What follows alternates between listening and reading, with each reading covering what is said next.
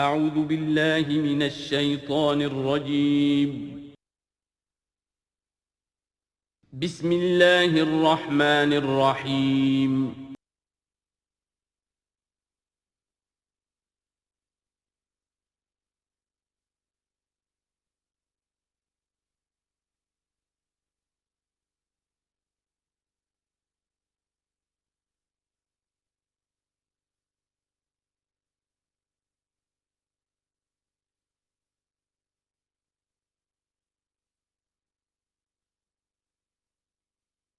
الحمد للہ وکفی والصلاة والسلام علی عباده الذین اصطفی، خصوصاً علی افضلہم وخاتم النبیین محمد الامین وعلی آلہ وصحبہ اجمعین۔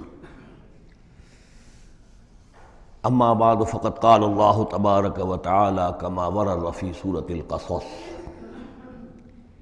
اعوذ باللہ من الشیطان الرجیم، بسم اللہ الرحمن الرحیم۔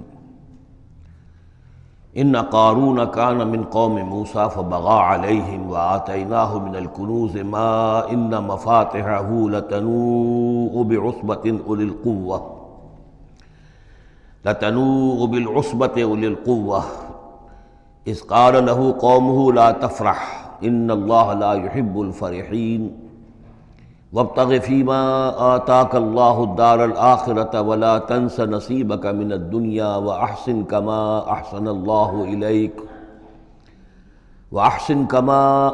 اللہ إلیک ولا تبغ الفساد فی الأرض ان اللہ لا يحب المفسدین۔ صدق اللہ العظیم۔ اب آگے چلیے، سورہ قصص کے آخری یہ دو رکوع ہیں، جن میں سے پہلے رکوع میں ایک کردار کا ذکر ہو رہا ہے، قارون، اور میں آپ کو بتا چکا ہوں کہ یہ کردار جو ہے اسے بھی ایک فرد نہ سمجھیے، بلکہ یہ کہ جو بھی کوئی حکمران قوم ہوتی ہے وہ اپنی غلام قوم کے اندر اس طرح کے کردار باقاعدہ پیدا کرتی ہے، جس کو کہ کہا تھا ملکہ سبا نے کہ ان الملوک اذا دخلوا قریۃ جعلوا عزت اہلھا اذلہ، اور اس کا ایک نتیجہ یہ نکلتا ہے کہ جو گھٹیا لوگ ہوتے ہیں، بے غیرت لوگ ہوتے ہیں، اپنی قوم کے ساتھ غداری کرتے ہیں، انہیں پھر وہاں خطابات دیے جاتے ہیں، نوازا جاتا ہے، ان کے اونچے منصب ہوتے ہیں، آنریڈی مجسٹریٹ بنا دیے گئے ہیں، فلاں ہو گئے ہیں۔ یہ سب کون تھے؟ یہ انگریزوں نے در حقیقت ہندوستان میں اپنی جو حکومت کو مضبوط کرنے کے لیے یہ ایک طبقہ جو ہے ہندوستانیوں میں سے ڈیولپ کیا تھا، اس طبقے کا یہ کردار ہے قارون۔ اچھا، اس قسم کے لوگوں کو پھر انگریز بڑے بڑے ٹھیکے دیتے تھے۔ اب آرمی کے سپلائی کے ٹھیکے ہیں تو بڑے بڑے ٹھیکیدار یہی ہوتے تھے، انہی کے پاس سرمایہ ہو جاتے تھے۔ یہ ساری چیزیں جو ہے ایک دوسرے سے ملی جلی ہوئی ہیں۔ اسی طرح کا ایک شخص جو ہے یہ قارون تھا اسرائیلی، اور نہ صرف اسرائیلی، حضرت موسیٰ علیہ السلام کا سگا چچا زاد بھائی، فرسٹ کزن، لیکن یہ کہ یہ حکومت کے ساتھ فرعون کے دربار میں اس کی رسائی تھی، وہاں اس کی پذیرائی تھی، اور وہاں سے اس کو مراعات ملتی تھی۔ اس نے اتنی دولت سمیٹ لی تھی، جیسے ہمارے ہاں بھی بعض اب جو سیاسی کردار ہیں وہ گویا کہ علامتی بن گئے دولت سمیٹنے میں، تو بے تحاشا دولت اس نے جمع کر لی تھی۔ اب اس کا کردار سامنے آ رہا ہے۔ ان قارون کان من قوم موسیٰ، یقیناً قارون جو ہے وہ موسیٰ کی قوم ہی سے تھا۔ تورات میں اس کا نام قورہ آیا ہے، یعنی قارون کے بجائے قورہ، یہ کوئی تلفظ کا فرق ہو سکتا ہے۔ فبغى علیہم، اگرچہ موسیٰ کی قوم میں سے تھا لیکن اس نے زیادتی کی، سرکشی کی، شرارت کی اپنی قوم کے خلاف، یعنی غداری کی۔ وآتیناہ من الکنوز، اور ہم نے اسے اتنے خزانے دیے تھے، ما ان مفاتحہ لتنوء بالعصبة أولي القوة، کہ اس کی کنجیاں اٹھانے کے ضمن میں بڑے طاقتور جوانوں کی ایک جماعت بھی تھک جاتی تھی۔ یہ ذرا بات سمجھ آج نہیں آئے گی کہ آخر اتنی کنجیاں کتنی ہوتی ہوں گی، تو اصل میں یہ کنجیاں جو تالے ہیں ہمارے جس طرح کے، یہ تو اب ایجاد ہوئی ہے۔ پچھلے زمانے میں کیا ہوتا تھا کہ کوئی بڑا سٹور ہے تو اس کے آگے بڑا ایک پھاٹک لگا ہوا ہے، اور اس پھاٹک کے ساتھ جو دروازے کو بند کرنے کے لیے بڑی لمبی لکڑیاں لگائی جاتی تھیں، تو اس طریقے سے وہ جو اڑنگے لگائے جاتے تھے اسی سے وہ پھر دروازے جو ہے بند ہوتے تھے۔ تو اس طرح کی کوئی شے ہوگی، ورنہ جس طرح کے تالے اب ہمارے ہاں ہوتے ہیں اس طرح کے تالے تو اتنے نہیں ہو سکتے کسی بھی معاملے کے، لیکن یہ کہ اس کو اگر ذہن میں رکھیں تو بہرحال اس سے جو مراد ہے وہ یہ کہ دولت بے انتہا اس کے پاس جمع تھی۔ اذ قال له قومه، جبکہ اس سے کہا اس کی قوم نے، لوگوں نے کہا، کچھ بھلے لوگ بھی ہوں گے، جیسے ہم مکالمہ سورہ کہف میں پڑھ آئے ہیں، دو آدمیوں کا مکالمہ تھا۔ ایک وہ درویش تھا اور وہ عارف باللہ تھا، اللہ پر ایمان رکھنے والا تھا، اور ایک وہ تھا کہ جو دولت میں مست ہو گیا تھا، مال مست تھا۔ تو وہاں کچھ لوگوں نے جو اچھے لوگ ہوں گے ان سے کہا، اس سے قارون سے، لا تفرح ان اللہ لا يحب الفرحین۔ یہ ذرا یہاں پر 4 چیزیں 5 چیزیں جو آ رہی ہیں گنتے جائیے کہ ایسے لوگ جن کے پاس بہت سی دولت جمع ہو گئی ہو ان کو ان 4-5 چیزوں کو پیش نظر رکھنا چاہیے۔ سب سے پہلے یہ کہ لا تفرح ان اللہ لا يحب الفرحین، اس پر اتراؤ نہیں، اتراؤ مت، اللہ تعالیٰ کو اترانے والے پسند نہیں۔ نمبر 2، وابتغ فیما آتاک اللہ الدار الآخرہ، جو کچھ اللہ نے تمہیں دولت دی ہے تو اس سے دار الآخرہ حاصل کرنے کی کوشش کرو، اللہ کے لیے خرچ کرو تاکہ آخرت میں تمہیں اس کا اجر و ثواب ملے، تو تم گویا کہ آخرت کو خریدو گے اپنی اس دولت کے عوض۔ ان اللہ اشتری من المؤمنین انفسهم واموالهم بان لهم الجنہ۔ نمبر 3، ولا تنس نصیبک من الدنیا، معلوم ہوتا کہ بخیل بھی بہت تھا کہ وہ اپنے اوپر بھی کچھ خرچ نہیں کرتا تھا، جمع کرنے ہی کے اس کو فکر دامنگیر رہتی تھی۔ اور مت بھولو خود اپنا حصہ بھی دنیا میں سے، جیسے کہ ہم نے سورہ اعراف میں پڑھا تھا کہ قل من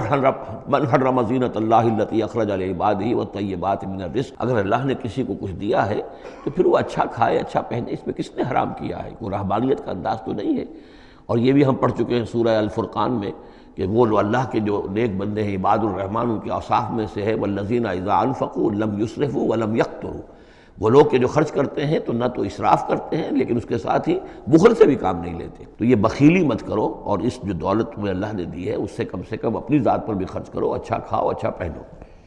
چوتھی چیز، وَأَحْسِن كَمَا أَحْسَنَ اللَّهُ إِلَيْكَ، اور لوگوں پر احسان کرو، لوگوں کے ساتھ بھلائی کرو جیسے اللہ نے تمہارے ساتھ بھلائی کی ہے۔ اللہ نے تمہیں دولت دی ہے تو جو بھی تمہاری قوم کے یا اور دوسرے لوگ بھی ہوں، اس میں تو کوئی علیحدہ تخصیص نہیں ہے، غریبوں کا، محتاجوں کا، مسکینوں کا، ان کا جو حق ہے، وفی اموالہم حق معلوم للسائل والمحروم، تو اس میں سے یہ ہے کہ اللہ نے تم پر احسان کیا ہے، یہ دولت دی ہے تو تم لوگوں کے ساتھ احسان کرو۔ اور 5ویں بات، ولا تبغی الفساد فی الارض، زمین میں فساد مت مچاؤ۔ اب یہ کیا مراد ہے؟ فساد کون سا مچا رہا تھا؟ وہ نبی تھے اس وقت کے حضرت موسیٰ علیہ السلام۔ حضرت موسیٰ علیہ السلام اپنے کار نبوت و فرائض رسالت کی ادائیگی میں پوری طریقے سے لگے ہوئے ہیں، اور کچھ لوگ ان کے ساتھ دے رہے ہیں، ان کا ہاتھ بٹا رہے ہیں۔ اب کچھ لوگ اس کام میں جب اڑنگا ڈالیں گے تو گویا کہ یہ فساد فی الارض ہے۔ اللہ تعالیٰ جو خیر چاہتا ہے موسیٰ کے ذریعے سے وجود میں آئے، اب اگر آپ موسیٰ کی مخالفت کریں گے، اس کی اسکیموں کو ناکام کرنے کی کوشش کریں گے، یہ وہی بات ہے جو منافقین کے بارے میں سورہ بقرہ کے دوسرے رکوع میں آ چکی ہے۔ وَإِذَا قِيلَ لَهُمْ لَا تُفْسِدُوا فِي الْأَرْضِ قَالُوا إِنَّمَا نَحْنُ مُصْلِحُونَ أَلَا إِنَّهُمْ هُمُ الْمُفْسِدُونَ وَلَٰكِن لَا يَشْعُرُونَ۔ جب ان سے کہا جاتا ہے کہ تم زمین میں فساد یہی تھا کہ ایک جماعت ہے، ایک تحریک ہے، اس کا ایک نظم ہے، اس نظم کے خلاف تم ریشہ دوانیاں کر رہے ہو، اور اگر اس کی اسکیموں کو فیل کرنے کی کوشش کر رہے ہو تو گویا کہ جو اصلاحی عمل ہے، جو انقلاب برپا کرنے کے لیے جد و جہد ہو رہی ہے، اس کو نقصان پہنچا رہے ہو۔ ان اللہ لا يحب المفسدین، اللہ کو ایسے مفسد پسند نہیں ہے۔ تو یہ 5 چیزیں گن لیجئے۔ نمبر 1، لا تفرح ان اللہ لا يحب الفرحین۔ نمبر 2، وابتغ فیما آتاک اللہ الدار الآخرہ، جو کچھ اللہ نے دیا ہے اس سے آخرت کا گھر حاصل کرنے کی کوشش کرو، یعنی انفاق فی سبیل اللہ، اللہ کی راہ میں صرف کرنا۔ نمبر 3، ولا تنس نصیبک من الدنیا، خود دنیا سے بھی تم بھی اپنا حصہ حاصل کرو، اچھا کھاؤ اچھا پہنو۔ وَأَحْسِن كَمَا أَحْسَنَ اللَّهُ إِلَيْكَ، اور خلق خدا پر بھی احسان کرو جیسے کہ اللہ نے تم پر احسان کیا ہے۔ اور نمبر 5، وَلَا تَبْغِ الْفَسَادَ فِي الْأَرْضِ، دین کے لیے، اللہ کی توحید کے لیے، اللہ کے دین کے لیے جو جد و جہد ہو رہی ہے اس کو تقویت پہنچاؤ، نہ یہ کہ اس کے اندر تم خلل پیدا کرنے کی کوشش کر رہے ہو۔ اعلیٰ انما اوتیتہ علی علم عندی، اس نے کہا کہ یہ دولت جو ہے تم سمجھتے ہو مجھے اللہ نے دی ہے،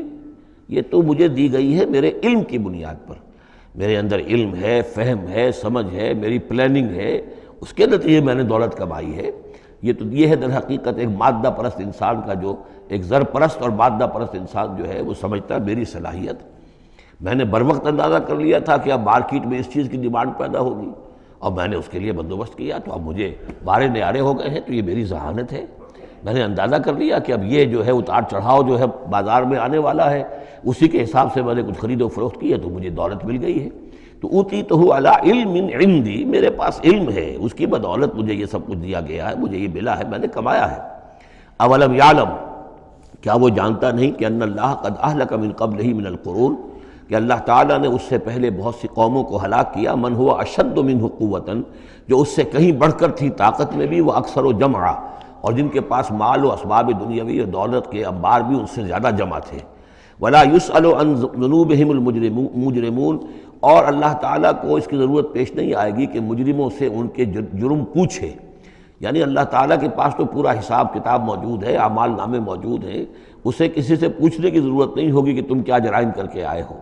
تو یہ تو گویا کہ از خود اللہ کے علم میں ہے، اور اظہر من الشمس ہوگا۔ یہی بات سورہ رحمان میں آئے گی،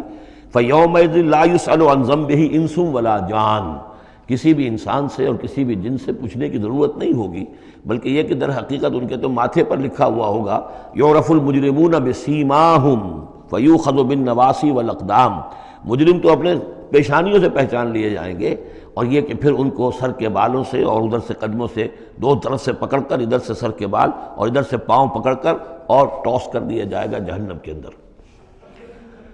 تو قال انما اوتیتہ علی علم عندی اولم یعلم ان اللہ قد اہلک من قبلہ من القرون من هو اشد منہ قوۃ واکثر جمعا ولا یسأل عن ذنوبہم المجرمون فخرج علی قومہ فی زینتہ۔ اب ایک دن ایسا ہوا کہ وہ نکلا اپنے پورے ٹھاٹھ باٹھ کا اظہار کرتے ہوئے، خدم و حشم کو لیے ہوئے، بیش قیمت کپڑے اور خلعتیں پہنی ہوئی، اور سواری کے اوپر اپنی دولت کا بھی مظاہرہ کرتے ہوئے۔ قال الذین یریدون الحیاۃ الدنیا، تو اب جو اس معاشرے میں وہ لوگ تھے کہ جن کی نگاہوں میں خود ان کی اپنی نگاہوں میں بھی دنیا کی زندگی کھبی ہوئی تھی، اور جو چاہتے تھے، طالب تھے دنیا ہی کے، یا لیت لنا مثل اوتی قارون، وہ انہوں نے کہا کاش کہ ہمیں بھی یہ ساری چیزیں ملیں جو قارون کو ملی ہیں، جو کچھ دیا گیا ہے، اسے جو دولت دی گئی ہے، اس کے پاس جو ثروت ہے، اور اس کو جو اللہ تعالیٰ نے اس کے اوپر نعمتوں کی بارش کی ہے، کاش ہم پر بھی ہو۔ انہ لذو حظ عظیم، یہ تو بہت ہی نصیب والا ہے، بہت خوش قسمت انسان ہے یہ قارون، کتنا اس کی جو ہے سمجھیے کہ خوش بخت انسان ہے کہ اس پر اللہ کی اتنی نظر کرم ہے اور اتنی دولت اس نے کمائی ہے۔ ظاہر بات ہے کہ دولت مندوں کی دولت نظر آتی ہے، یہ لوگوں کو پتہ نہیں ہوتا یہ کمایا انہوں نے کس طور سے ہے۔ وقال الذین اوتوا العلم، اور کہا ان لوگوں نے کہ جنہیں علم دیا گیا تھا، جو صاحب علم و فہم تھے، جنہیں معلوم تھا اصل حقیقت، فرمایا انہوں نے کہا ویلکم، تمہارے لیے خرابی ہے، ثواب اللہ خیر لمن آمن وعمل صالحا،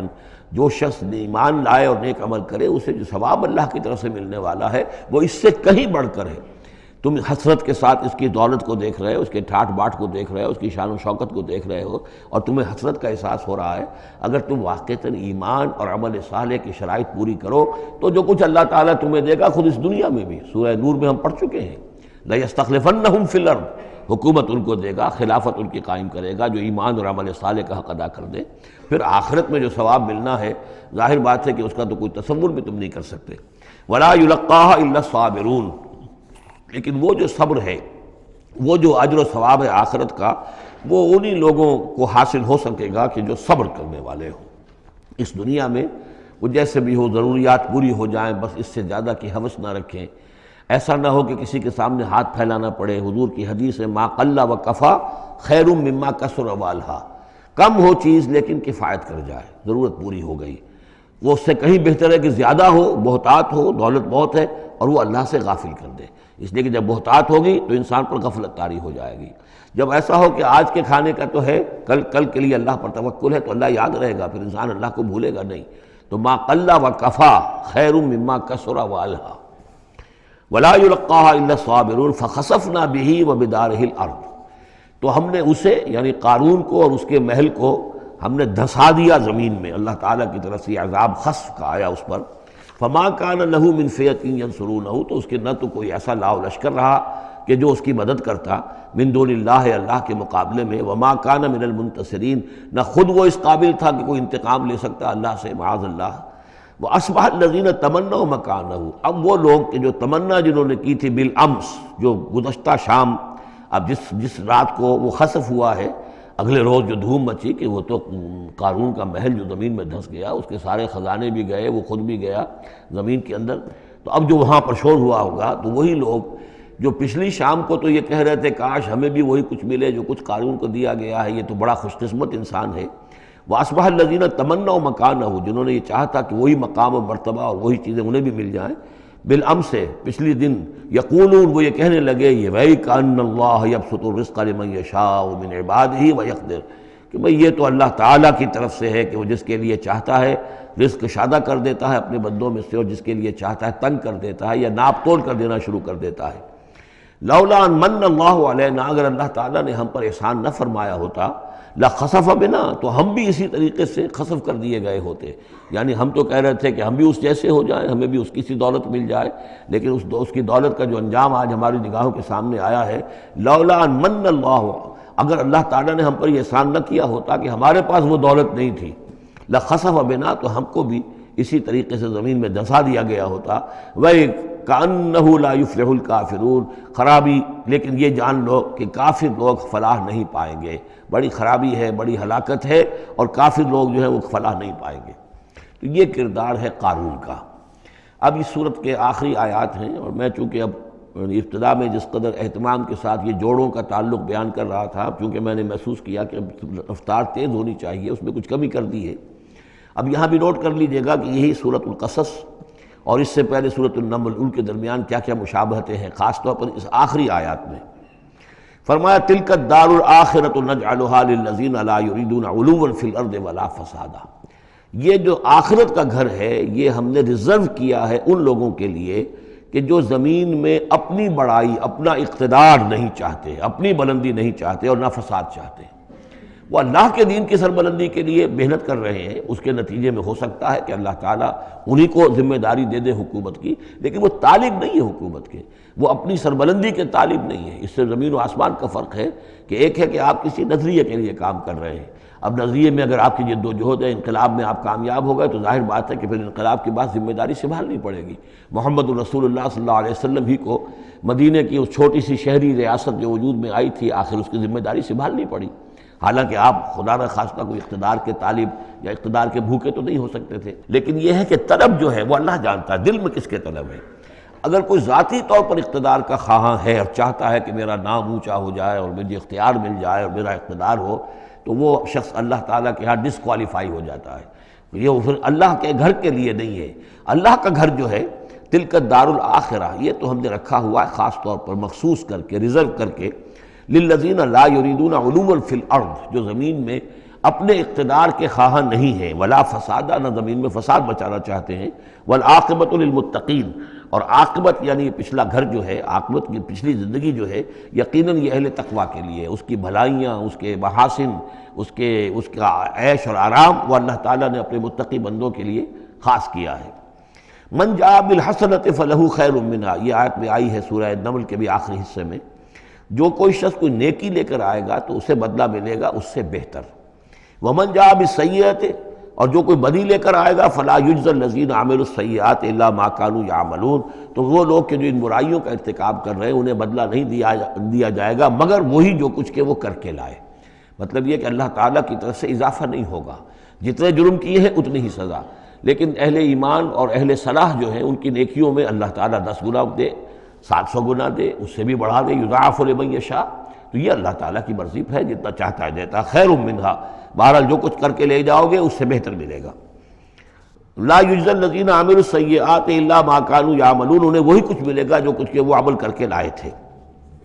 ان الذی فرض علیک القرآن لرادک الی معاد،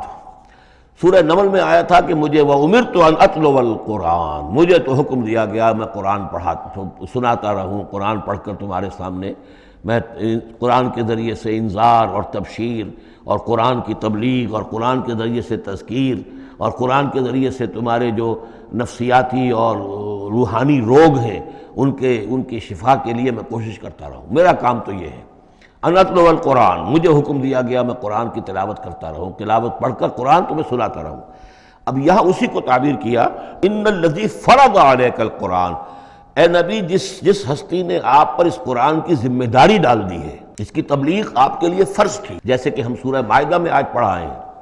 یا ایھا الرسول بلغ ما انزل الیک من ربک وان لم تفعل فما بلغت رسالتہ، اس قرآن کی تبلیغ کرنا آپ پر فرض ہے۔ اور جیسا کہ میں آپ کو بتا چکا ہوں، پھر آپ نے امت کے حوالے کر دی کہ اب امت کے فرض ہیں، فَلْيُبَلِّغِ الشَّاهِدُ الْغَائِبَ،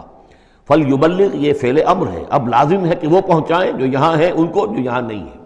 اس طریقے سے یوں سمجھیے کہ ایک سلسلہ جو ہے وہ شروع کر دیا گیا۔ لیکن یہاں فرمایا جا رہا ہے نبی ان الذی فرض علیک القرآن، جس ہستی نے آپ پر یہ قرآن فرض کیا ہے،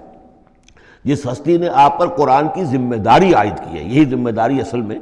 پھر جو ہم میں سے ہر ایک پر آتی ہے وہی ہے جو میرے کتابچے میں نے وضاحت کے ساتھ بیان کی ہے کہ وہ 5 ذمہ داریاں ہیں۔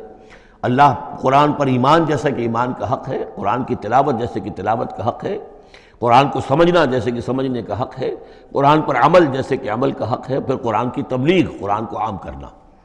ان الذی فرض علیک القرآن رادک الی معاد، وہ یقین آپ کو لوٹا لے جائے گی وہ ہستی، وہ اللہ جس نے آپ پر یہ قرآن کی ذمہ داری ڈالی ہے، تبلیغ قرآن کا فریضہ آپ کے کاندھوں پر رکھا ہے،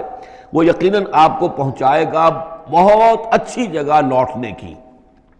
معاد عاد یعود سے اس میں ظرف ہے، لوٹنا، لوٹنے کی جگہ۔ اب معاد سے مراد آخرت عام طور پر ہے، ایمان بالرسالت، ایمان باللہ، ایمان بالمعاد، ایمان بالآخرہ کو ایمان بالمعاد بھی کہا جاتا ہے۔ لیکن اس کے بارے میں بعض روایات ایسی ملتی ہیں کہ اس کا شان نزول یہ ہے کہ حضور صلی اللہ علیہ وسلم جب ہجرت کے سفر پر نکلے ہیں مکے سے، تو جو عام راستہ تھا اس سے ہٹ کر آپ نے، چونکہ اندیشہ تھا اور واقعہ تھا کہ تعاقب ہو رہا تھا، تلاش کیا جا رہا تھا، 3 دن رات تو آپ غار ثور میں روپوش رہے، پھر آپ نے ایک بڑا ہی سخت راستہ اختیار کیا تھا کہ جو پہاڑی راستہ تھا جو گزر رہا تھا، جس پر کہ کوئی انسان جاتا نہیں تھا۔ لیکن کچھ آگے چل کر وہ راستہ جو ہے وہ پھر اس مین راستے سے جا کر مل گیا۔ یوں سمجھیے یہ راستہ جا رہا تھا مین کہ جو مکے سے مدینے کا تھا، حضور نے ایک اور راستہ اختیار کیا، لیکن کچھ عرصے کے بعد وہ راستہ جا کر اس راستے کے ساتھ مل گیا۔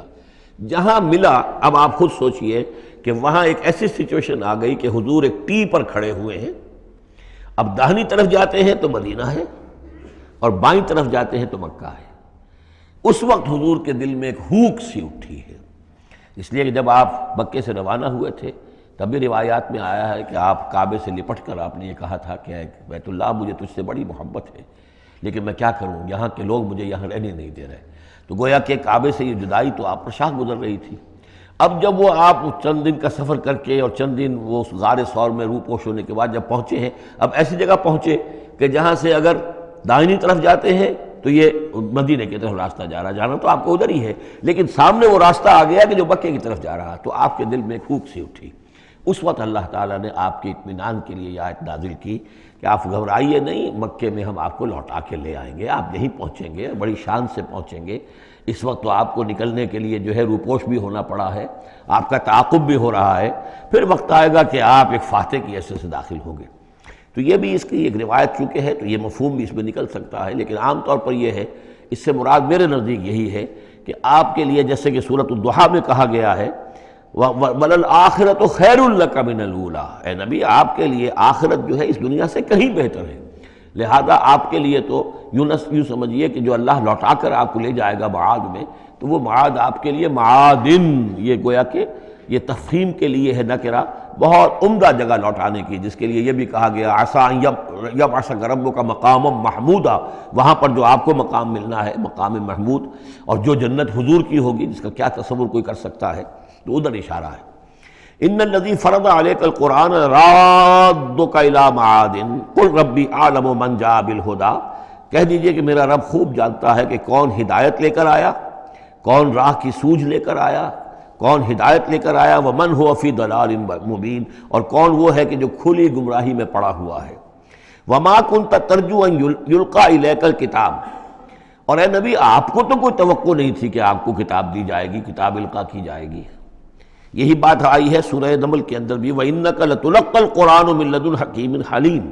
یہ قرآن تو آپ کو دیا گیا ہے،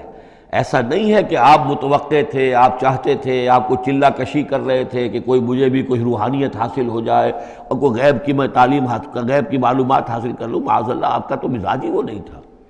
ایک بہت ہی یوں سمجھیے شریف انسان اور ایک شریف تاجر،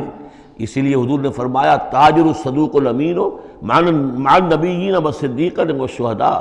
وہ تاجر کو بالکل سچا ہو، جھوٹ کی آمیزش نہ ہونے دے، اور امین ہو، امانت دار ہو، اس کا رتبہ جو ہے وہ تو انبیاء اور صدیقین اور شہداء کے ساتھ ہے، اس جماعت میں شریک ہوگا وہ۔ تو حضور کی زندگی وہ تھی، لہذا یہاں فرمایا ہے کہ وما کنت ترجو، آپ تو کوئی امیدوار نہیں تھے، نہ آپ کو یہ توقع تھی کہ آپ پر یہ کتاب اتاری جائے گی، الا رحمۃ من ربک، یہ تو اللہ کی رحمت ہوئی ہے، اس کی مہربانی ہے کہ آپ کو اس نے چنا ہے، پسند کیا ہے، اور آپ کو اللہ تعالیٰ نے یہ کتاب عطا فرمائی۔ فَلَا تَكُونَنَّ ظَهِيرًا لِلْكَافِرِينَ، تو آپ کافروں کے پشت پناہ نہ بنے۔ اس میں اشارہ ہو رہا ہے، اصل میں جیسے کہ ہم پڑھ چکے ہیں سورہ نساء کے اندر کہ اے مسلمانوں، گویا کہ یہ بات کہی گئی تھی کہ تم اپنی عصبیت اور قبائلی عصبیت کی وجہ سے، تمہارا ایک شخص ہے، منافق ہے، اس نے وہ چوری بھی کی تھی، اب تم اس کی پشت پناہی کر رہے ہو اور سارا کا سارا الزام یہودی پر ڈالنا چاہ رہے ہو، تو یہ عصبیت جاہلیت ہے۔ یہاں ذکر کیا جا رہا ہے فَلَا تَكُونَنَّ ظَهِيرًا لِلْكَافِرِينَ۔ اب ظاہر بات ہے کہ حضور جب مکے میں دعوت دے رہے ہیں تو اب رشتے جو ہیں وہ کٹ رہے ہیں، گویا کہ ابو لہب سگا چچا ہے لیکن دشمنی کی انتہا کیے ہوئے ہیں۔ تو یہ جو آپ نے فرمایا، اب آپ اپنے رشتوں کو ان کافرین کے ساتھ، اب آپ اپنے تعلقات کو کوئی اہمیت نہ دیں، ان کے ساتھ کسی عصبیت کا کوئی اگر اثر کہیں ہو بھی، کہیں اگر کوئی یعنی بہت ہی ادنا سا خفیف سا بھی شائبہ اگر دل میں ہو تو اس کو بھی آپ نکال دیجئے۔ یہی لفظ کہے تھے حضرت موسیٰ علیہ السلام نے جب وہ قبطی مارا گیا تھا ان کے ہاتھوں، کہ اب جب اللہ تعالیٰ نے توبہ قبول کر لی کہ میں کبھی بھی ابھی کسی کافر کا اور کسی ایسے شخص کا، میں ظالم کا ظہیر نہیں بنوں گا، پشت پناہ نہیں بنوں گا، تو وہی حکم حضور کو دیا جا رہا ہے۔ وَلَا يَصُدَّنَّكَ عَنْ آيَاتِ اللَّهِ بَعْدَ إِذْ أُنزِلَتْ إِلَيْكَ، یہ اسی سورہ مبارکہ میں یہ آیت نمبر 17 تھی یہ۔ وَلَا يَصُدُّنَّكَ عَنْ آيَاتِ اللَّهِ بَعْدَ إِذْ أُنزِلَتْ إِلَيْكَ، اور نہ آپ کو برگشتہ کر سکیں، روک سکیں، آپ کے رخ کو موڑ دیں اللہ کی آیات سے، بعد اذ انزلت الیک، جبکہ وہ آپ پر نازل کر دی گئیں، وَدْعُ إِلَىٰ رَبِّكَ، یعنی یہ آپ کے کنبے والے، قبیلے والے، آپ کے یہ قریش جو ہیں، جو آپ ہی کے قبیلے کے لوگ ہیں، اگر آپ ان کے ساتھ کوئی اپنا بھائی چارہ رکھیں گے اور کوئی ان کے ساتھ تعلق قلبی جو ہے استوار رکھنے کی کوشش کریں گے، اگر کسی درجے میں بھی یہ قبائلیت جو ہے آپ کے اندر رہی تو یہ روک دیں گے پھر آپ کو، یہ تو پھر اس سے استعمال کریں گے اور اس کی بنا پر جو ہے وہ پریشرائز کرنے میں آپ کو کامیاب ہو جائیں گے کہ وہ آپ کو قرآن مجید کی جو آیات آپ پر نازل ہو رہی ہیں ان سے برگشتہ کر دیں۔ وَلَا يَصُدُّنَّكَ، اور نہ کرنے پائیں آپ کو برگشتہ اللہ کی آیات سے، بعد اذ انزلت الیک، اس کے بعد کہ وہ آپ پر نازل کر دی گئی ہیں، وَدْعُ إِلَىٰ رَبِّكَ، اور اپنے رب کی طرف دعوت دیتے رہیے، وَلَا تَكُونَنَّ مِنَ الْمُشْرِكِينَ، اور دیکھیے شرک سب سے گھناؤنا جرم ہے تو اس کا کوئی شائبہ بھی اپنے قریب مت آنے دیجیے۔ وَلَا تَدْعُ مَعَ اللَّهِ إِلَٰهًا آخر، جیسا کہ میں نے بار بار عرض کیا ہے، اس میں خطاب تو ہوتا ہے بظاہر حضور سے واحد کے صیغے میں، لیکن یہ کہ یہ خطاب صرف حضور سے نہیں ہے بلکہ اصلاً اس کے مخاطب مسلمان ہیں، حضور کے وساطت سے۔ وَلَا تَدْعُ مَعَ اللَّهِ إِلَٰهًا آخر، اور مت کسی کو پکارو اللہ کے ساتھ کسی اور الہ کو، لا الہ الا ہو، اس کے سوا کوئی معبود نہیں ہے، کل شیء ہالک الا وجہہ، ہر شے فنا میں ہے یا فنا ہو جائے گی سوائے اس کا چہرہ۔ اب یہ کہ اللہ کا چہرہ کون سا ہے، اور یہ کہ اگر اللہ کا چہرہ جو ہے صرف اس کے لیے فنا نہیں تو کیا اللہ کے لیے کوئی باقی اعضاء بھی ہیں، ان کے لیے فنا ہے؟ معاذ اللہ ثم معاذ اللہ۔ یہ آیات جیسا کہ میں نے عرض کیا کہ اللہ کی ذات سے متعلق ہوں، عالم برزخ سے متعلق ہوں، عالم غیب اور عالم آخرہ کی، ان کے بارے میں بس جتنا کچھ بتا دیا ہے اس کے اوپر اکتفا کی جائے، اس سے آگے منطق کے حوالے سے اس کا جو ہے لازم اور ملزوم کے ایک ایک قدم بڑھاتے نہ جائیں، تو اس میں یہ ہے کہ انسان جو پھر غلط راستے پر پڑ جائے گا۔ العجز عن درک ذات ادراک، حضرت ابوبکر صدیق نے فرمایا تھا اللہ تعالیٰ کی ذات تو وہ ہے کہ جب انسان یہ سمجھ لے کہ میں اس کی ذات کو نہیں سمجھ سکتا، بس یہی ادراک ہے،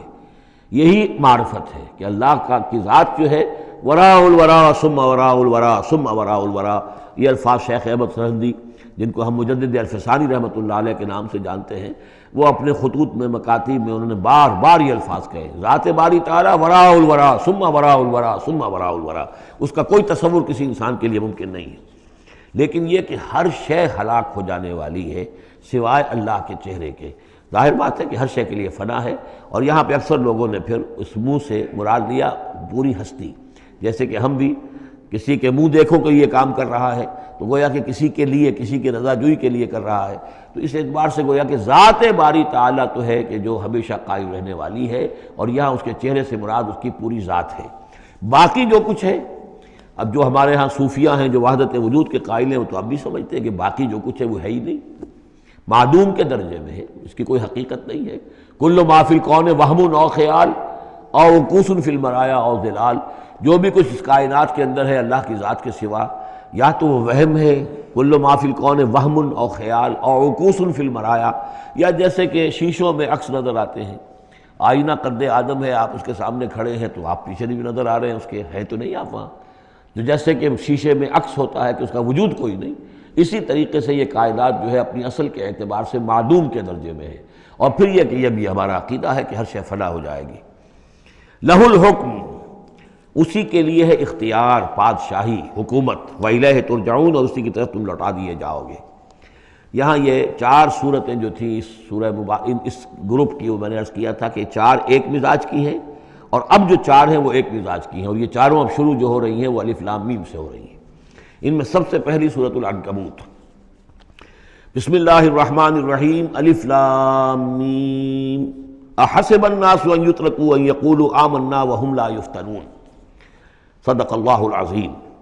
یہ صورت مبارکہ اچھی طرح نوٹ کر لیجئے کہ تقریباً تعین کے ساتھ ہم کہہ سکتے ہیں کہ یہ سن 5 نبوی میں نازل ہوئی ہے، اور صورت اس وقت یہ ہو چکی تھی مکے کے اندر کہ مسلمانوں کو ہر طرح سے ستایا جا رہا تھا۔ 3 سال تک تو یہ ہوا ہے، حضور نے جب اپنی دعوت کا آغاز کیا تو پہلے 3 سال تو یہ ہے کہ کوئی زیادہ الارم محسوس نہیں کیا، خطرہ محسوس نہیں کیا مکے والوں نے، بلکہ انہوں نے کوشش یہ کی کہ چٹکیوں میں اڑا دیں۔ استہزاء ہے، تمسخر ہے، شاعر ہے، ساحر ہے، یہ ہے وہ ہے، جو بھی کہہ کر کہ جیسے کہ ول جو ہوتی ہے کسی کی، اگر یہ ان کی جو ول ہے اس کو کل کر دیا جائے تو اگر یہ بددل ہو کر بیٹھ جائیں محمد تو یہ سارا معاملہ خود ہی ختم ہو جائے گا۔ جو داعی ہے، جو لیڈر ہے، اگر اس کی جو قوت ارادی ہے اسے کسی طرح ختم کر دیا جائے تو استہزاء سے، تمسخر سے، یہ پرسیکیوشن جو تھی وربل تھی، زبانی۔ لیکن جب انہوں نے دیکھا کہ یہ دعوت تو بڑھ رہی ہے، اور سب سے بڑھ کر یہ ہے کہ ہمارے غلاموں کے طبقے میں سے لوگ ان کے پاس آ گئے ہیں اور ایمان لے آئے ہیں، اور ہمارے نوجوان ان کے گرویدہ ہو گئے ہیں، ہمارے نوجوان ان کے پر ایمان لے آئے ہیں، اور اونچے گھرانوں کے نوجوان، مصعب بن عمیر آ گیا ہے، اور عثمان ابن عفان آ گیا ہے رضی اللہ تعالیٰ عنہما، اور فلاں آ گئے ہیں، سعد ابن ابی وقاص آ گیا، وہ بھی نوجوان تھے، یہ جو اس طرح کے اونچے گھرانوں کے لوگ آ گئے ہیں۔ تب انہوں نے پھر فیصلہ کیا کہ اب ان کو سزا دی جائے، انہیں مارا جائے، انہیں گھروں میں بند رکھا جائے، اور خاص طور پر جو غلام تھے بیچارے، جن کے کوئی وہاں حقوق تھے ہی نہیں۔ غلام تو اپنے آقا کی ملکیت ہوتا تھا، وہ اگر آقا اپنے غلام کو قتل بھی کر دے تو اس پر کوئی جرم نہیں، اس لیے کہ ایسے ہی ہے جیسے کہ آپ کی بکری تھی، جب تک آپ نے چاہا گھر میں اپنے باندھے رکھا، اس کا دودھ پیا، جب آپ نے چاہا اس کو ذبح کیا اور گوشت کھا لیا، تو اس میں آپ کو کون پوچھے گا کہ یہ بکری کیوں ذبح کی تم نے؟ بھائی بکری میری ملکیت تھی۔ اسی طریقے سے غلام کو تو جو چاہے وہ کر سکتے تھے، جس طرح چاہیں ستائیں، ماریں، ہلاک کر دیں، کوئی ان پر مقدمہ قائم نہیں ہو سکتا، ایسا اس لیے کہ وہ اس کی ملکیت تھے۔ تو سب سے زیادہ شدید معاملہ جو ہوا ہے وہ غلاموں کے ساتھ ہوا، حضرت بلال رضی اللہ تعالیٰ عنہ، حضرت ابو فقیر رضی اللہ تعالیٰ عنہ۔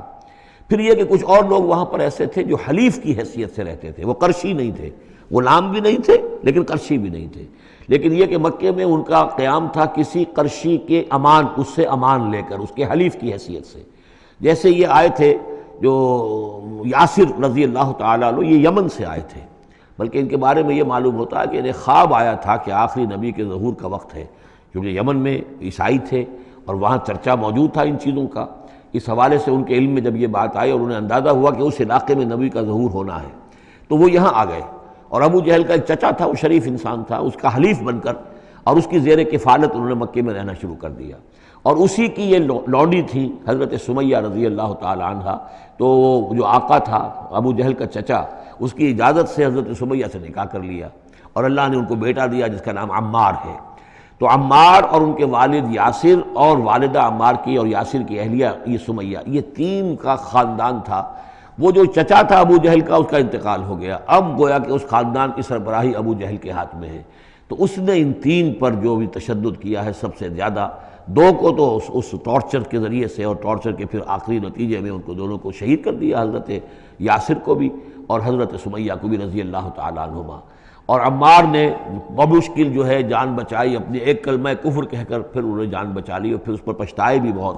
کہ یہ میں نے کلمہ کفر کیوں کہا، لیکن قرآن مجید میں یہ بات واضح کر دی گئی کہ صرف جان بچانے کے لیے کلمہ کفر انسان کہہ دے اور اس کا دل جو ہے وہ مطمئن ہو ایمان کے اوپر، تو اللہ تعالیٰ معاف فرمانے والا ہے۔ بہرحال یہ جو تشدد ہو رہا تھا شدید، انہی میں سے ایک ہے خباب بن الارت رضی اللہ تعالیٰ عنہ۔ یہ لوہار کا کام کرتے تھے، یہ بھی کوئی اونچے گھرانے کے آدمی نہیں تھے۔ ان کے ساتھ بھی پھر جو کچھ کیا گیا ہے ان کے ساتھ وہ واقعہ پیش آیا کہ دہکتے ہوئے انگارے جو ہیں وہ لٹائے زمین کے اوپر بچھائے گئے، انہیں بلایا گیا، اتارو اپنا کرتا اتار دیا، اب لیٹ جاؤ ان کے اوپر، ننگی پیٹھ کے بل وہ دہکتے ہوئے انگاروں پر لٹا دیے گئے۔ پھر یہ کہ اسی انگاروں سے ان کی کھال جو ہے وہ جلی اور پیٹھ کی چربی پگھلی، اس سے وہ انگارے جو ہیں وہ ٹھنڈے ہوئے۔ تو یہ صورتحال تھا۔ تو وہ حضرت عمار جو ہیں خباب بن الارت رضی اللہ عنہ وہ راوی ہیں کہ جب ہم پر یہ شدت اتنی ایسی ہو گئی کہ ناقابل برداشت ہو گئی تو ہم پھر حضور کی خدمت میں حاضر ہوئے، اور حضور اس وقت جو ہے خانہ کعبہ کے ایک دیوار کے سائے میں ذرا کہ ایک طرف کو سایہ تھا، تو آپ نے اپنی ایک چادر جو ہے اس کا تکیہ بنایا ہوا تھا اور آپ استراحت فرما رہے تھے۔ تو ہم گئے، ہم نے کہا کہ اے اللہ کے رسول، کیا آپ ہمارے لیے دعا نہیں کرتے، ہمارے لیے اللہ کو نہیں پکارتے؟ ہمارے لیے اب یہ چیزیں ناقابل برداشت ہو رہی ہیں، کب تک ہم جھیلیں گے، کب تک برداشت کریں گے؟ لیکن یہ کہ وہ کہتے ہیں کہ حضور کو یہ ناگوار گزرا، آپ اٹھ کر بیٹھ گئے اور آپ نے فرمایا خدا کی قسم تم جلدی مچا رہے ہو، ابھی تو تم پر وہ چیزیں آئی ہی نہیں ہیں جو تم سے پہلوں پر آئی تھیں۔ ان کے ساتھ تو یہ بھی ہوتا تھا کہ ایک شخص کو لا کر آدھا زمین میں گاڑ دیتے تھے اور باقی جسم جو آدھا اس کا ہوتا تھا زمین سے باہر، تو سر کے اوپر آرا رکھ کر چیرنا شروع کر دیتے تھے اور پورے جسم کو 2 حصوں میں بانٹ دیتے تھے، یہ بھی ہوتا تھا۔ زندہ آگ میں جلا دیتے تھے، یہ بھی ہوتا تھا۔ تو تم جلدی کر رہے ہو، خدا کی قسم وہ دن تو آئے گا کہ ایک سوار صنعاء سے حضرت موت تک جائے گا اور اس سے سوائے اللہ کی کسی کا خوف نہیں ہوگا، لیکن بہرحال تمہیں صبر کرنا ہوگا۔ وہ انداز ہے اس رکوع کا۔ یہ جو پہلا رکوع ہے سورہ عنکبوت کا، یہ گویا کہ ایک تحریک اور ایک دعوت، اور انقلابی تحریک ہو، انقلابی دعوت ہو، اس میں جو آزمائشیں آتی ہیں، تکلیفیں آتی ہیں، مصائب آتے ہیں، ظاہر بات ہے لوگوں کو قربانیاں دینی پڑیں گی تبھی کوئی کام ہوگا، بغیر اس کے تو نہیں ہوتا۔ اور جب تصادم کا مرحلہ شروع ہو جائے، جب یہ ہے کہ ایک جو معاشرہ جو ہے جس کے اندر کہ وہ کام کر رہے ہیں وہ محسوس کریں کہ یہ ہمارے لیے خطرہ بن گئے ہیں، وہ پرسیکیوٹ کریں اور انہیں ستائیں، تو پھر اس وقت جو مسائل ہوں گے ذہنوں کے اندر ان کا حل ہے اس میں۔ اور یہ اس اعتبار سے ضربۃ السلام ہے پورے قرآن مجید میں، اس موضوع کے اعتبار سے یہ چوٹی ہے۔ جیسے کہ میں نے آپ کو حدیث سنائی لکل شیء ضربۃ یا کل شیء سلام، ہر شے کی ایک چوٹی ہوتی ہے۔ وسلام القرآن سورۃ البقرہ، قرآن کی بحیثیت مجموعی چوٹی وہ تو سورہ بقرہ ہے، لیکن یہ کہ قرآن حکیم میں مختلف جو مضامین کے اعتبار سے جیسا کہ میں نوٹ کراتا آیا ہوں کہ اس موضوع پر یہ آیت یہ گویا کہ ضربہ سلام ہے، یہ رکوع جو ہے یہ اس موضوع پر ضربہ سلام ہے قرآن مجید کا، اس کا کلائمیکس ہے، اس کی چوٹی ہے۔ الف لام میم احسب الناس ان یترکوا ان یقولوا آمنا وهم لا یفتنون، کیا لوگوں نے یہ سمجھا تھا کہ وہ چھوڑ دیے جائیں گے صرف یہ کہنے سے کہ ہم ایمان لے آئے اور انہیں آزمایا نہ جائے گا؟ اب دیکھ رہے ہیں، اب وہی تیکھا انداز ہے، اظہار ناراضگی ہے، اظہار خفگی ہے، اس لیے کہ تم سے پہلے جو کچھ ہوا ہے۔ اب یہ 3 آیتیں میں آپ کو نوٹ کرا چکا ہوں، سورہ بقرہ کی آیت نمبر 214، ام حسبتم ان تدخلوا الجنۃ ولما یاتکم مثل الذین خلوا من قبلکم مستهم الباساء والضراء وزلزلوا حتى یقول الرسول والذین آمنوا معه متى نصر اللہ الا ان نصر اللہ قریب۔ یہ آیت ہم پڑھ چکے ہیں۔ اسی کی ہم مضمون آیت جو ہے سورہ آل عمران میں آئی ہے، آیت نمبر 142۔ اسی کی ہم مضمون آیت آ چکی ہے سورہ توبہ میں، آیت نمبر 16۔ لیکن یہ کہ یہ مکی قرآن میں یہ آیت ہے، یہ ہے جڑ اور بنیاد، جو ہے کہ اس کا ظہور جو ہو رہا ہے، پھر یوں سمجھیے کہ یہ کلی کھلی ہے تو 3 اس کی جو پتیاں نمایاں ہوئی ہیں اس آیت کی، وہ سورہ بقرہ، سورہ آل عمران اور سورہ توبہ میں ہے۔ حسب الناس، اور ناس کہا ہے، یہ بھی نہیں کہ اہل ایمان کو یہ غلط فہمی ہو گئی تھی، یہ بھی ایک طرح سے عتاب کا انداز ہے، اللہ تعالیٰ ناراضگی کا اظہار کر رہے ہیں، تم جلدی مچا رہے ہو۔ احسب الناس ان یترکوا ان یقولوا آمنا وهم لا یفتنون، کیا لوگوں نے یہ سمجھا تھا کہ وہ یہ کہنے سے جنت میں داخل ہو جائیں گے، چھوڑ دیے جائیں گے کہ وہ ہم ایمان لے آئے، انہیں آزمایا نہ جائے گا؟ وَلَقَدْ فَتَنَّا الَّذِينَ مِن قَبْلِهِمْ، ہم نے تو جو بھی ان سے پہلے تھے ان کو بھی آزمایا ہے، ہر ایک کو آزمایا، آزمائش کے بغیر ہم نہیں کسی کے ایمان کو تسلیم کرتے۔ فَلَيَعْلَمَنَّ اللَّهُ الَّذِينَ صَدَقُوا وَلَيَعْلَمَنَّ الْكَاذِبِينَ، تو اللہ تعالیٰ تو ظاہر کر کے رہے گا، لفظی ترجمہ تو ہوگا اللہ جان کر رہے گا، لیکن اللہ تعالیٰ کا علم تو قدیم ہے، جو کچھ ان کے دلوں میں اللہ جانتا ہے، لیکن اللہ ظاہر کر دے گا کہ کون کتنے پانی میں ہے، کون منافق ہے، کون ضعیف الایمان ہے، کون قوی الایمان ہے، کون صادق الایمان ہے، کون جو ہے جھوٹ موٹ کا مومن بنا ہوا ہے، کون وہ دودھ پینے والا مجنو ہے اور کون واقعتاً جانثار مجنو ہے، یہ سب کچھ پتہ چلتا ہے آزمائشوں سے۔ اور ہم نے تو آزمایا ہے ان کو بھی جو ان سے پہلے تھے، تو لازماً اللہ واضح کر کے رہے گا، مبرہن کر دے گا ان کو بھی کہ جو سچے ہیں، اور وہ یقیناً واضح کر دے گا، نمایاں کر دے گا ان کو بھی جو جھوٹے ہیں۔ اب اس کے ساتھ ہی دیکھیے اس میں جو عجیب آپ کو بات ملے گی اس رکوع میں، یہ دو آیتیں آئی ہیں، کیونکہ ایک آیت تو حروف مقطعات پر تھی، یہ دو آیتیں آئی ہیں، اس میں تو ڈانٹ، ایک طرح کی ڈانٹ پڑ گئی ہے صحابہ کرام کے اوپر جنہوں نے ذرا سا بھی شکوہ کیا تھا، لیکن اب دو آیتوں میں اس کی دلجوئی ہے ان کی، یعنی یہ کہ ایک طرف ترغیب ہے تو ترغیب بھی ہے، جیسے کوئی شفیق استاد ہوتا ہے کبھی کسی وقت ڈانٹتا بھی ہے، کوئی گھرکی بھی دیتا ہے، کوئی جھڑکی بھی دیتا ہے، کسی وقت مارتا بھی ہے، سزا بھی دیتا ہے، پھر لیکن کسی وقت پھر یہ کہ حوصلہ افزائی بھی کرتا ہے، تھپکی بھی دیتا ہے، پیٹھ پر ہاتھ رکھتا ہے۔ تو اس طریقے سے یہ اللہ تعالیٰ کا معاملہ اپنے بندوں کے ساتھ اسی طرح ہے، جیسے کہ حدیث میں آیا الخلق عیال اللہ، مخلوق جو ہے اللہ تعالیٰ کے لیے اس کے کنبے کی حیثیت رکھتی ہے۔ تو دو آیتیں جو آئی ہیں وہ تو گویا کہ ایک طرح سے سرزنش کی اور اظہار ناراضگی، اظہار خفگی۔ اب دو آیتیں دیکھیے، ام حسب الذین یعملون السیئات ان یسبقونا، کیا سمجھا ہے، گمان کیا ان لوگوں نے جو یہ برے کام کر رہے ہیں، یہ اشارہ ہے اب ابو جہل جو مار رہا ہے، حضرت یاسر کو مار رہا ہے، حضرت سمیہ کو مار رہا ہے، ٹارچر کر رہا ہے،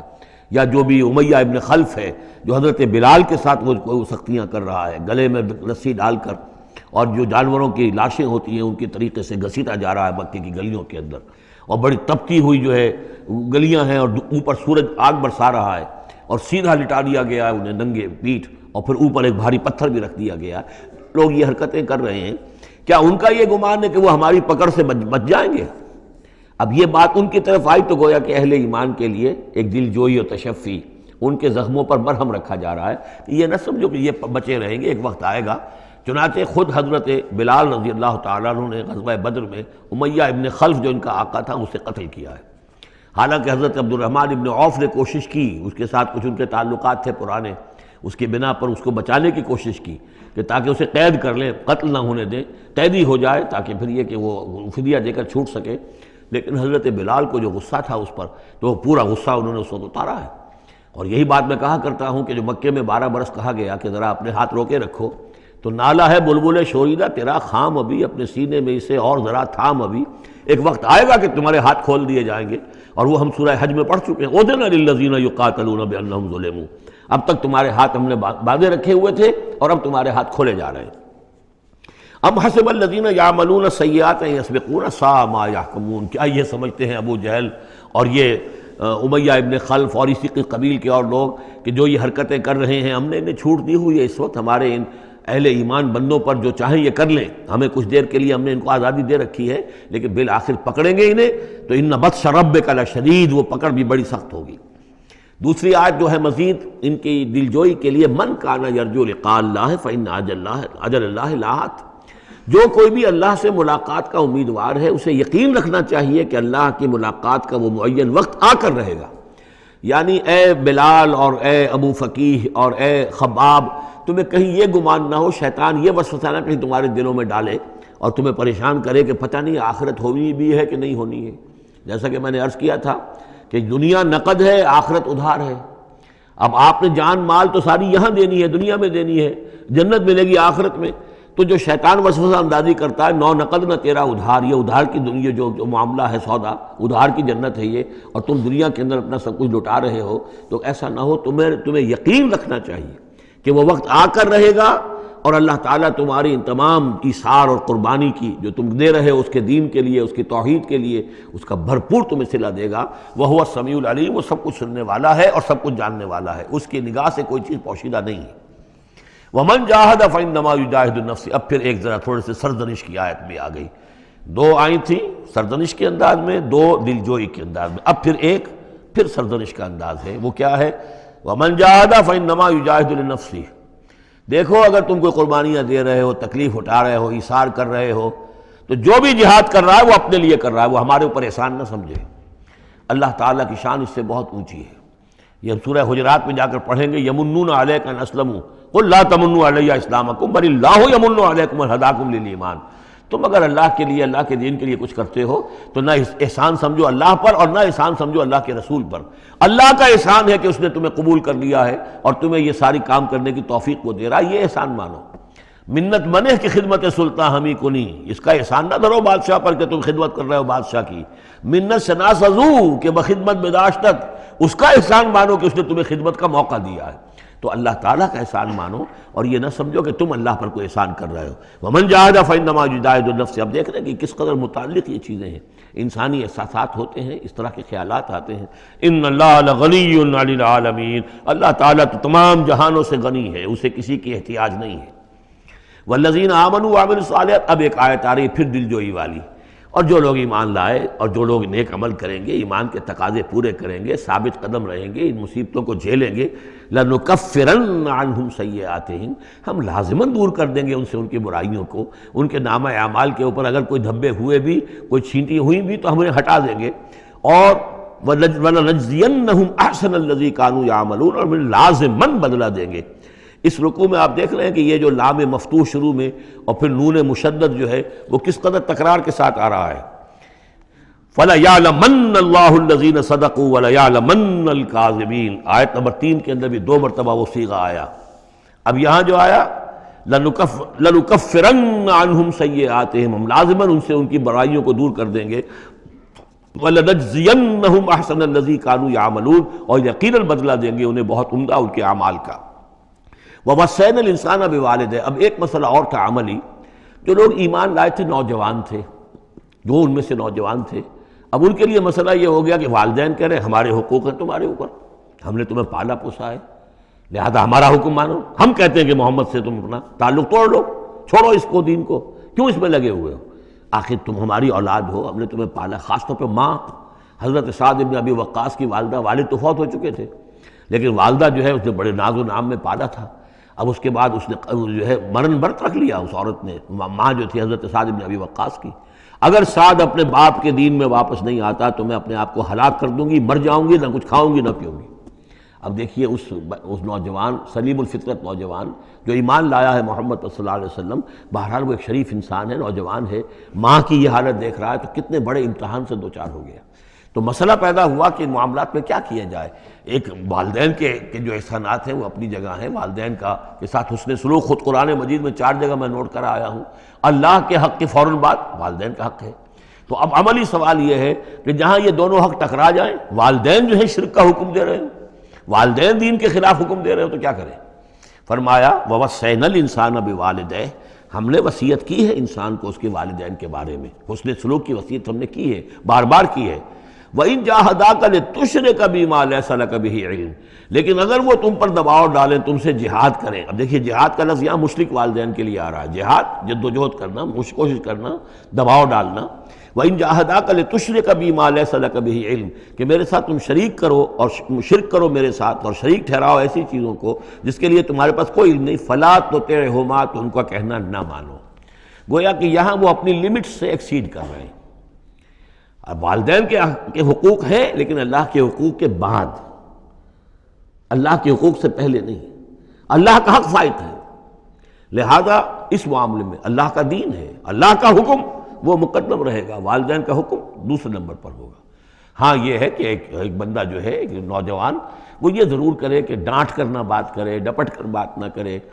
سینہ تان کر نہ کرے، اس طرح کرے جیسے کہ حضرت ابراہیم یا ابتے یا ابتے یا ابتے، وہ ابا جان امی جان آپ دیکھیے میرے لیے مجبوری ہے، میں نہیں کر سکتا ہوں، آپ اس معاملے کے اندر مجھ پر جو ہے وہ دباؤ نہ ڈالیں، نرمی کے ساتھ ان میں جس طریقے سے بھی ہو، لیکن یہ ہے کہ ماننا نہیں ہے۔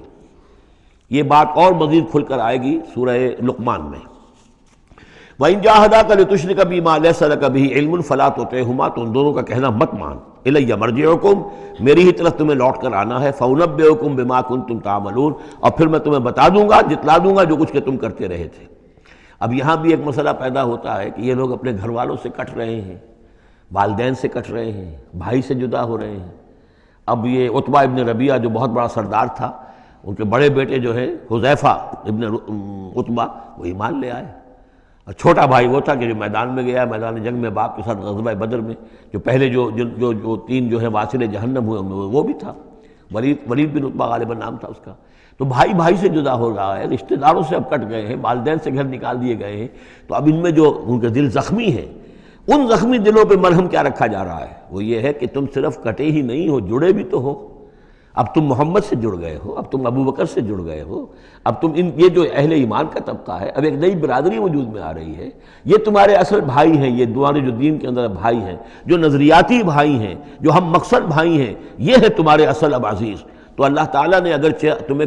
کٹنے کا بھی حکم دے دیا ہے، لیکن یہ کہ اس نے جو تمہارے لیے ایک رفاقت فراہم کی ہے۔ والذین آمنوا وعملوا الصالحات لندخلنہم فی الصالحین، اور یقیناً وہ لوگ جو ایمان لائے اور نیک عمل کرے انہیں داخل کریں گے صالحین میں، اور یہ داخلہ دنیا میں بھی ہو گیا۔ محمد رسول اللہ نے انہیں چھاتی سے لگایا، سینے سے لگایا، اور جیسا کہ 2 دفعہ ہم پڑھ چکے ہیں، حضور کو اللہ تعالیٰ حکم دے رہا ہے کہ آپ ان کے سامنے ذرا اپنے کندھے تواضع، آپ اے محمد آپ تواضع اختیار کیجئے ان کے سامنے، اپنے کندھے جھکائیے۔ وَاخْفِضْ جَنَاحَكَ لِلْمُؤْمِنِينَ، اور وَاخْفِضْ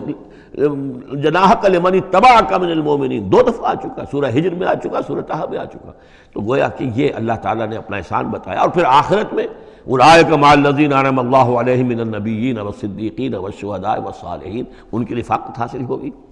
اب ایک اور بڑا مسئلہ آ رہا ہے، ومن الناس من یقول آمنا باللہ، لوگوں میں سے کچھ ایسے بھی ہیں جو کہتے ہیں ہم ایمان لے آئے اللہ پر، اور لاتے بھی ہیں خلوص کے ساتھ، اخلاص کے ساتھ، کوئی جھوٹ نہیں، کوئی فریب نہیں۔ ظاہر بات ہے کہ مکے میں کوئی فریب کے لیے کوئی ایمان لانے والا نہیں تھا، وہ تو حالات ایسے پیدا ہوئے مدینے میں آ کر کہ جہاں ایمان کا اعلان فریب کے تحت بھی ہونے لگا۔ لیکن یہ کہ مکے میں تو ظاہر بات ہے جو ایمان لایا اس کو مار پڑنی شروع ہو گئی، تو اس میں خامخواہ کہے کے لیے کوئی شخص جو ہے وہ جھوٹ موٹ کا ایمان کائے کو لائے گا۔ لیکن یہ ضرور ہوتا ہے کہ کچھ لوگ کم ہمت ہوتے ہیں، جیسا کہ میں بارہا آپ سے عرض کر چکا ہوں، کچھ لوگ باہمت ہوتے ہیں، کچھ کم ہمت ہوتے ہیں۔ باہمت وہ ہے کہ جو ایمان لائے اب ہر چہ باد آباد، حد جو ہو سو ہو، ماں کشتی درا بنداختے، جان جاتی ہے جائے کوئی بات نہیں، جو ہو سو ہو۔ کچھ لوگ ہوتے ہیں جن میں اتنی ہمت نہیں ہوتی، گھبرا اٹھتے ہیں۔ اب ان کو بتایا جا رہا ہے کہ دیکھو اگر تم نے استقامت کا ثبوت اپنا دیا تو اس کا نتیجہ کیا نکلے گا، تمہارا کیا انجام ہوگا۔ اب وہ ذرا ہے کہ اس میں ان کے لیے پھر تحدید ہے۔ ومن الناس، لوگوں میں سے کچھ ایسے بھی ہیں جو کہتے ہیں من یقول آمنا باللہ، ہم اللہ پر ایمان لائے، فَإِذَا أُوذِيَ فِي اللَّهِ، جب اللہ کی راہ میں اللہ کی توحید کو ماننے کی وجہ سے ان کو ایذا پہنچائی جاتی ہے، پرسیکیوٹ کیا جاتا ہے، انہیں ٹارچر کیا جاتا ہے، جعل فتنة الناس كعذاب اللہ، تو وہ لوگوں کی طرف سے ڈالی ہوئی فتنے کو، آزمائش کو، یہ ایسے اس سے گھبرا اٹھتے ہیں جیسے اللہ کے عذاب سے گھبرانا چاہیے۔ کم ہمتی ہے۔ وَلَئِن جَاءَ نَصْرٌ مِّن رَّبِّكَ، اور اے نبی اگر آپ کے رب کی طرف سے مدد آ جائے، صورتحال تبدیل ہو جائے، فتح آپ کو مل جائے، حالات اچھے ہو جائیں، لَيَقُولُنَّ إِنَّا كُنَّا مَعَكُمْ، اس وقت پھر یہ کہیں گے کہ ہم بھی تو آپ کے ساتھ ہی تھے۔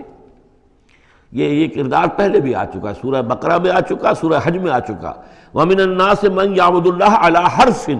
فَإِنْ أَصَابَهُ خَيْرٌ اطْمَأَنَّ بِهِ وَإِنْ أَصَابَتْهُ فِتْنَةٌ انقلب عَلَىٰ وَجْهِهِ خَسِرَ الدُّنْيَا وَالْآخِرَةَ۔ وہی کردار پھر یہاں پر آ گیا ہے۔ کوئی کہا کہ ہم ایمان لے آئے، لیکن جب تکلیف آئی، کوئی مصیبت آئی تو ایسے گھبرا گئے جیسے کہ اللہ کے عذاب سے گھبرانا چاہیے۔ لیکن یہ کہ اس کے بعد اگر نصرت آ جائے تو یہ آپ موجود ہوں گے کہ ہم بھی ساتھی تھے آپ کے۔ اولیس اللہ بعالم بما فی صدور العالمین، تو کیا اللہ بخوبی واقف نہیں ہے اس سے کہ جو لوگوں کے جو تمام جہان والوں کے دلوں کے اندر ہے اور جو ان کے سینوں کے اندر مضمر ہے۔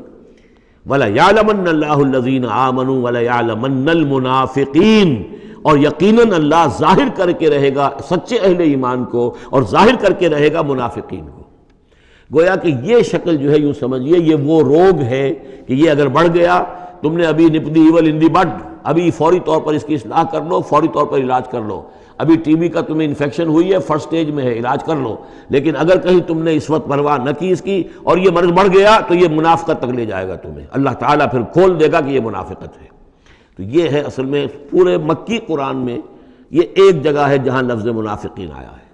باقی کردار آیا ہے سورہ حج کے اندر بھی، لیکن وہاں لفظ منافق نہیں ہے۔ وَمِنَ النَّاسِ مَن يَعْبُدُ اللَّهَ عَلَىٰ حَرْفٍ فَإِنْ أَصَابَهُ خَيْرٌ اطْمَأَنَّ بِهِ وَإِنْ أَصَابَتْهُ فِتْنَةٌ انقلب عَلَىٰ وَجْهِهِ خَسِرَ الدُّنْيَا وَالْآخِرَةَ۔ لیکن یہاں کھول دیا گیا یہ کردار کس کا ہے، یہ تو پھر منافقت سے۔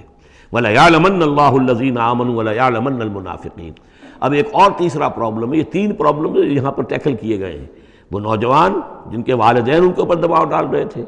یا وہ کم ہمت لوگ جو ان ایذاؤں سے گھبرا رہے تھے، اور تیسرا یہ ہے کہ کچھ بزرگ لوگ بڑے مخلصانہ انداز میں آ کر کہتے ہیں نوجوانوں سے، کہاں اپنے برباد کر رہے ہو، کیریئر برباد کر رہے ہو، اچھے بھلے تعلیم حاصل کر رہے تھے، تم جا رہے تم کس کام میں پڑ گئے ہو، اب تمہاری تعلیم اس درجے کی نہیں رہی ہے، تمہارا کاروبار اچھا جا رہا تھا، کیریئر تھا، تمہارا پروفیشن بہت چمک رہا تھا، اور تم اس کام میں پڑ گئے ہو۔ دیکھو یہ تو ایک شخص نے تمہیں ورگلا دیا. دیکھو ہمارے راستے پر چلو، راستہ صحیح یہی ہے. ہم آخر بوڑھے لوگ ہیں، ہمارا تجربہ ہے، ہم نے اپنے بال دھوپ میں سفید نہیں کیے ہیں. ہم تمہیں اپنے تجربے کی وجہ سے کہہ رہے ہیں کہ ہمارے راستے ہی پر چلتے رہو اور کوئی اس کے اندر نقصان نہیں ہوگا، کوئی اللہ کے ہاں پکڑ نہیں ہوگی. اور اچھا اگر اللہ کے ہاں پکڑ ہوئی تو تمہاری طرف سے ہم جواب دہ ہیں، تمہارے گناہوں کا بوجھ ہم اٹھا لیں گے. اب یہ گویا کہ نہایت ناصحانہ انداز، مخلصانہ انداز، بزرگانہ انداز اس میں یہ بات کہی جاتی تھی. اب اس میں کیا کریں، اس کا جواب دیا گیا. وقال الذین کفروا للذین آمنوا اتبعوا سبیلنا، اور کہتے ہیں یہ کافر ان سے کہ جو ایمان لے آئے، ہمارے ہی راستے کی پیروی کرو، چلے آؤ انہی راستوں پر. ولنحمل خطایاکم، ہم اٹھا لیں گے تمہاری خطاؤں کو، یعنی تمہاری خطاؤں کا بوجھ، تمہارے گناہوں کی سزا ہم بھگت لیں گے. وما ہم بحاملین من خطایاہم من شیء، اور نہیں ہیں وہ ان کی خطاؤں میں سے اٹھانے والے کچھ بھی. انہم لکاذبون، وہ جھوٹ بول رہے ہیں. ولا يحملن اثقالهم واثقالا مع اثقالهم، البتہ وہ اٹھائیں گے لازماً. پھر دیکھیے وہ ليعلمن الله الذين آمنوا ولا يعلمن المنافقین، اور یہاں پھر وہ لفظ آیا ولا يحملن اثقالهم، وہ لازماً اٹھائیں گے اپنے بوجھ بھی، اور جو گمراہ کرنے کی کوشش کر رہے ہیں اس کی وجہ سے اپنے بوجھوں میں اضافہ کر رہے ہیں، وہ مزید بوجھ ہوں گے. لیکن اے نوجوانوں، اگر تم نے ان کی بات مان لی تو تمہارے بوجھ جو ہے وہ نہیں رہ سکیں گے، وہ تمہیں کو اٹھانے پڑیں گے. ولا يسألن يوم القيامة عما كانوا يفترون، اور ان سے لازماً باس پرس ہوگی قیامت کے دن جو افطرا وہ کرتے رہے تھے، جو جھوٹ انہوں نے گھڑا تھا کہ ہم تمہارے بوجھ اٹھا لیں گے، جبکہ لا تزر وازرۃ وزر اخری، قیامت میں کوئی نہیں ہے جان جو کسی دوسرے کا بوجھ اٹھا لے. یہ 13 آیات، بلکہ یہ کہ اگر حروف مقطعات نکال دے تو 12 آیات یہ میں سمجھتا ہوں کہ کسی بھی انقلابی اسلامی تحریک کے کارکن کے لیے یہ حرز جان بننے والی آیات ہیں، کہ یہ معلوم ہے کہ اس کے ذہن میں، اس کے شعور میں پیوست ہو جائیں، جیسے کہ پتھر پر کھود دیا جائے اس طرح نقش ہو جائیں. بارک اللہ لی و لکم فی القرآن العظیم ونفعنی وإیاکم بالآیات والذکر الحکیم.